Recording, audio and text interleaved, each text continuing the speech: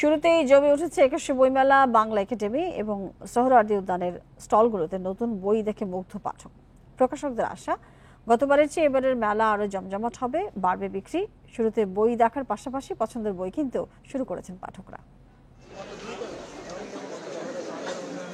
দ্বিতীয় দিনেই পাঠক দর্শনার্থীদের পদচারণায় মুখরিত বইমেলা প্রাঙ্গণ।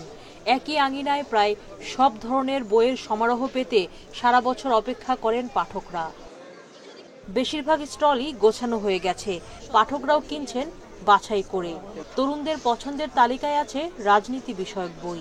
রাশিয়া ইউক্রেন ওয়ার চলছে কিংবা আমেরিকার যে নতুন ট্রাম্প ইলেকশনে জয়ী হলো, এই বিষয়ে তারা বিভিন্ন ধরনের ওয়ার্ল্ড পলিটিক্স এবং রাষ্ট্রনীতি কিভাবে চলবে এই বিষয়ে তারা ইন্টারেস্টেড হবে। এবারের বইমেলা সর্ববেস্ট হবে গতবারের তুলনায়। আর এবার সবচাইতে বেশি তরুণদের মনে হচ্ছে যে এদিকে আগ্রহ একটু বেশি, কারণ হচ্ছে নতুন বাংলাদেশ। লেখক পাঠকদের প্রত্যাশা, সব মতের বই প্রকাশের একটি বড় উদাহরণ হবে এবারের মেলা। আপনার চিন্তার দৃষ্টিভঙ্গি থেকে একটু ভিন্ন, আপনি আরও 5টা গল্প লেখেন এর প্রতিবাদে, কিন্তু আপনি তাকে বলেন না যে এই বইটি ব্যান করে দেয়া হোক কিংবা এই লেখকটিকে গ্রেপ্তার করা হোক। তালিকায় তো হুমায়ুন আহমেদ স্যারের, এমদাদুল হক মিলন স্যারের এদের বই আসলে পড়া হতো আগে। এখন বর্তমানে আমি এই বইটাই আসলে সাদাত হোসেন এর বইটাই পড়ি। প্রকাশকরা আশা করছেন এবারের বিক্রি গতবারের চেয়ে বেশি হবে। আমাদের এবার নতুন বই হচ্ছে 300+, এছাড়া হচ্ছে 25 জন লেখকের প্রথম 25টা বই আসবে।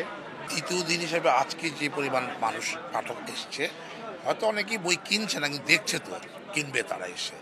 আমার মনে হচ্ছে যে এবার মেলাটা জমবে।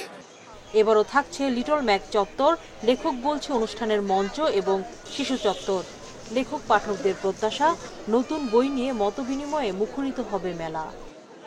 সুলতানা জাহান মিতু, ইন্ডিপেন্ডেন্ট নিউজ, ঢাকা।